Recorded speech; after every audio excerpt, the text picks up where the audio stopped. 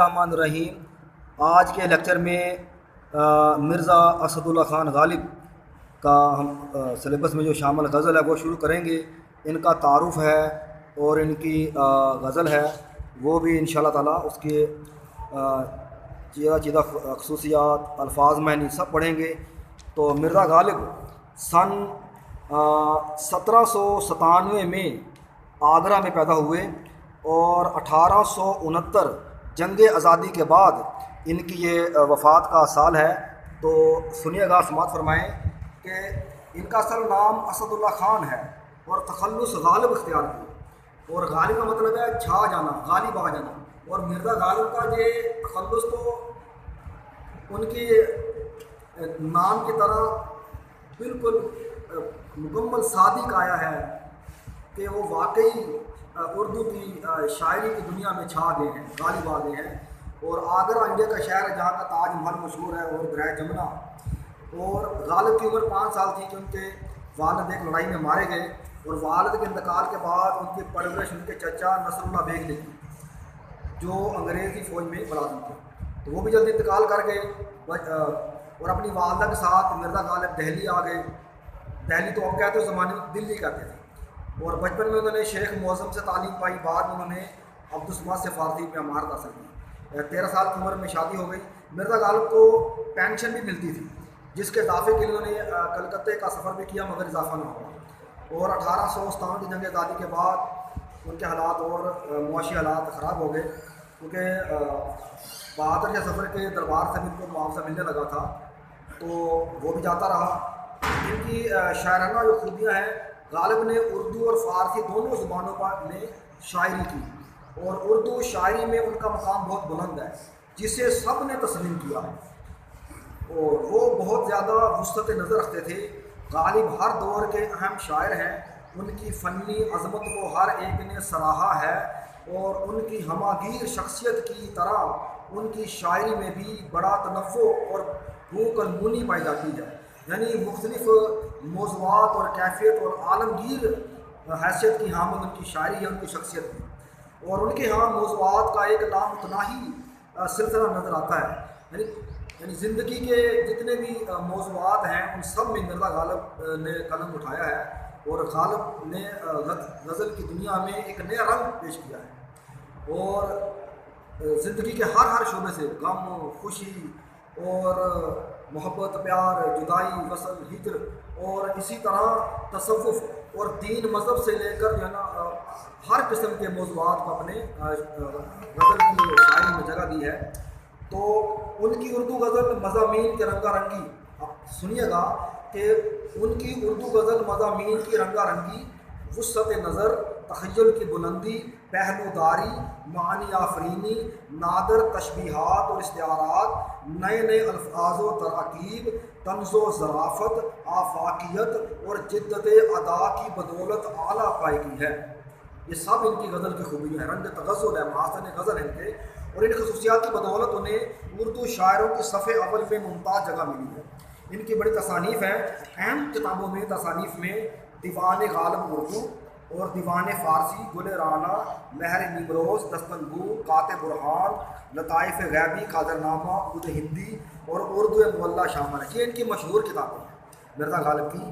تو اب ان کی غزل کی طرف آتے ہیں۔ بڑی سادگی اور پرکاری سے بھرپور جو غزل ہے مرزا غالب کی، پہلے ایک مرتبہ غزل پوری سن لیں، سماعت کریں، بہت اچھے الفاظ ہیں، زبردست ہیں، اور بڑے کمال موضوعات کی حامل یہ غزل ہے۔ سنیے گا کہ دل نادان تجھے ہوا کیا ہے، دل نادان تجھے ہوا کیا ہے، آخر اس درد کی دوا کیا ہے۔ یہ ان کی غزل کا مطلع ہے۔ اور اگلا شعر ہے کہ ہم ہیں مشتاق اور وہ بیزار، ہم ہیں مشتاق اور وہ بیزار، یا الہی یہ ماجرا کیا ہے۔ اور شعر ہے کہ میں بھی منہ میں زبان رکھتا ہوں، میں بھی منہ میں زبان رکھتا ہوں، کاش پوچھو کہ مدعا کیا ہے۔ اور شعر سنیے گا کہ ہم کو ان سے وفا کی ہے امید، ہم کو ان سے وفا کی ہے امید، جو نہیں جانتے وفا کیا ہے۔ اور شعر ہے کہ ہاں بھلا کر تیرا بھلا ہوگا، ہاں بھلا کر تیرا بھلا ہوگا، اور درویش کی صدا کیا ہے۔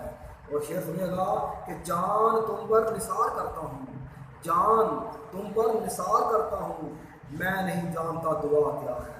اور آخری شعر ہے جسے مقطع کہتے ہیں، جس میں شاعر اپنا تخلص استعمال کرتا ہے کہ میں نے مانا کہ کچھ نہیں غالب، میں نے مانا کہ کچھ نہیں غالب، مفت ہاتھ آئے تو برا کیا ہے۔ یہ ان کی غزل ہے۔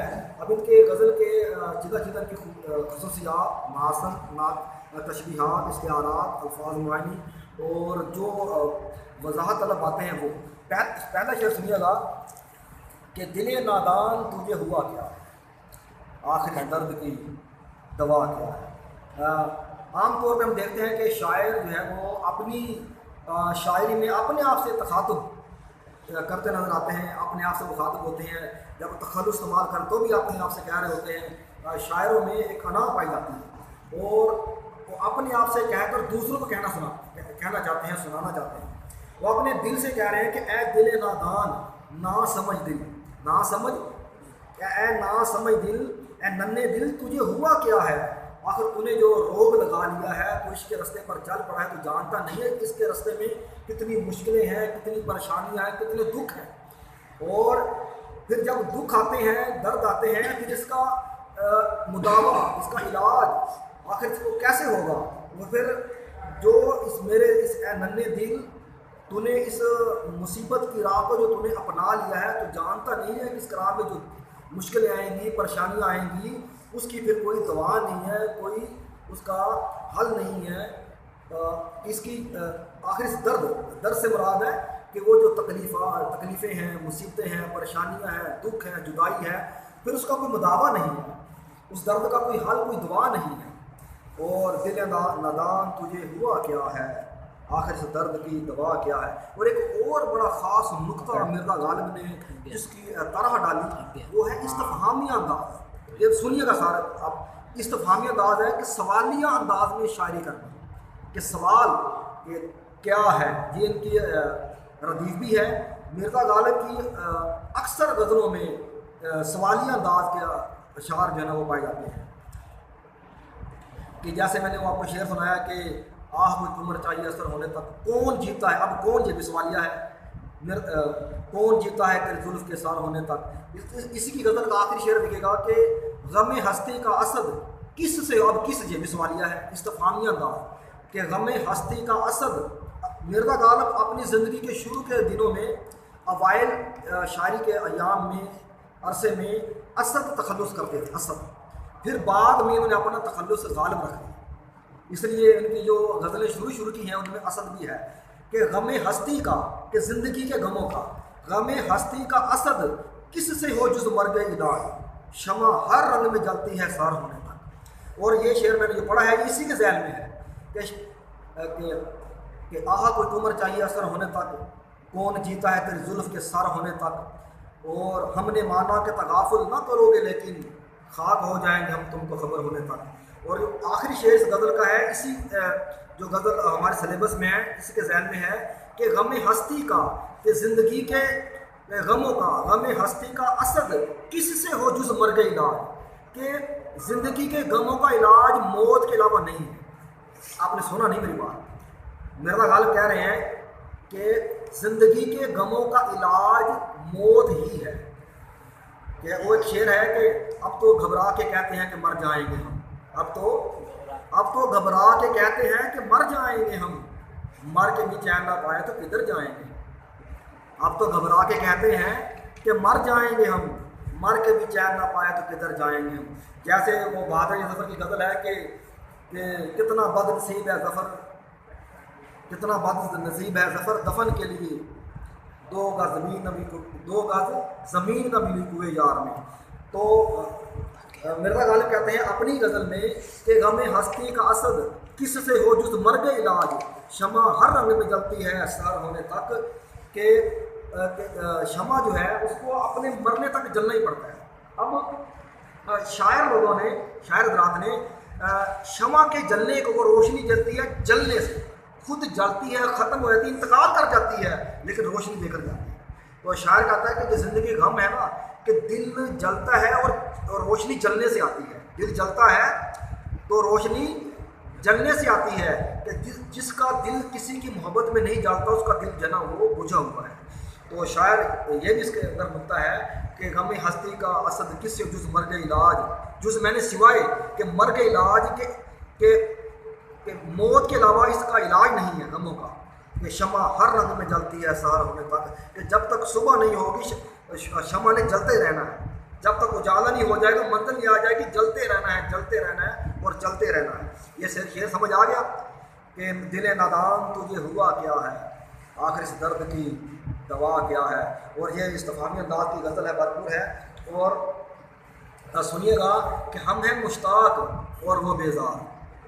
مشتاق کہتے ہیں ملاقات کا تمنائی، ملاقات کا طالب اسے مشتاق کہتے ہیں، اور بیزار جو اکتا گیا ہے اور رغبت نہیں رکھتا، شوق نہیں رکھتا، بیزار ہو گیا ہے، کہ ہم ہیں مشتاق اور وہ بیزار، وہ سے مراد ہے وہ محبوب ہے مرزا غالب کا، کہ ہم ملاقات کے تمنائی ہیں، لیکن میرا جو محبوب ہے وہ بیزار ہے، اس کو رغبت نہیں ہے، شوق نہیں ہے، محبت نہیں ہے، جتنی میرے اندر ملاقات کی چاہت ہے اس کے اندر نہیں ہے۔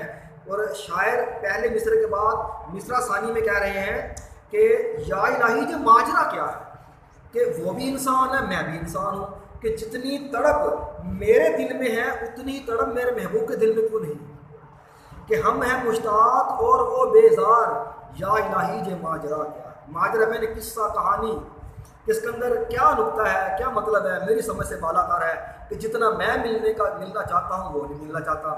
تو جیسے میں نے شعر سنایا تھا کہ دیکھو کوئے یار سے نکل آیا، یہ عشق آزار سے نکل آیا، مقتول کی گواہی دینے کو لہو تلوار سے نکل آیا۔ اب شعر ہے کہ میں جو بولا پردے کی اور سے خنجر دیوار سے نکل آیا، کہ میں جو پردے کے باہر سے بات کی ہے، دیوار کے باہر سے محبوب سے ملنے کی، تو دیوار بھی اسی کا حمایتی ہے، دیوار بھی اس نے بھی خنجر نکال دیا، یہاں کیوں آ گیا۔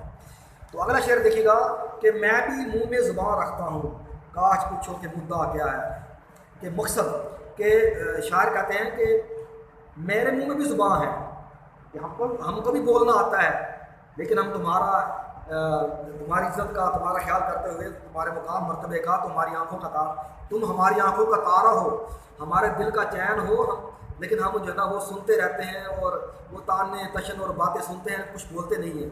ہم سے پوچھو ہمارے دل میں کیا بات ہے، کہ میں بھی منہ میں زبان رکھتا ہوں، کاش پوچھو کہ مدعا کیا ہے۔ وہ شعر ہے، وہ مرزا غالب کا شعر ہے کہ کوئی امید بر نہیں آتی، کوئی امید بر نہیں آتی، کوئی صورت نظر نہیں آتی، آگے آتی تھی حال دل پہ ہنسی، آگے آتی تھی حال دل پہ ہنسی، اب کسی بات پر نہیں آتی۔ اور شعر ہے کہ موت کا ایک دن معین ہے، موت کا ایک دن معین ہے، نیند کیوں رات بھر نہیں آتی، اور ہم عشق میں وہاں ہیں جہاں سے ہم کو بھی کچھ ہماری خبر نہیں آتی، اور میں بھی منہ میں زبان رکھتا ہوں، کاش پوچھو کہ مدعا کیا ہے، کہ مدعا میرے دل میں بھی کوئی بات، کوئی تمنا آرزو ہے۔ اور شعر دیکھیے گا کہ ہم کو ان سے وفا کی ہے امید، ہم کو ان سے وفا کی ہے امید، جو نہیں جانتے وفا کہ غالب کہہ رہے ہیں کہ ہم نے ان سے راہ و رسم نکال لی ہے، محبت کی راہ پر چل پڑے ہیں، اور اس سے دل لگا لیا ہے جن کو محبت کے معنی نہیں جانتے، جو محبت کرنا نہیں جانتے، محبت کرنا نہیں چاہتے، اور میں نے بھی ان سے دل لگایا ہوا ہے، تو ہم کو ان سے وفا کی ہے امید۔ بڑا کمال شعر ہے کہ ہم کو ان سے ہے وفا کی امید، جو نہیں جانتے وفا کیا ہے۔ اور شعر دیکھیے گا کہ یہ فقر اور درویشانہ اور قلندرانہ مزاج کا شعر ہے کہ ہاں بھلا کر تیرا بھلا ہوگا، ہاں بھلا کر تیرا بھلا ہوگا، اور درویش کی صدا کیا ہے۔ کہ مرزا غالب یہاں کہتے ہیں کہ جیسے ان کی غزل ہے مرزا غالب کی کہ ابن مریم ہوا کرے کوئی۔ اب ابن مریم کون ہے؟ یہ کنیت ہے، تلمیح ہے۔ ابن مریم کسے کہتے ہیں؟ حضرت عیسیٰ علیہ السلام کو۔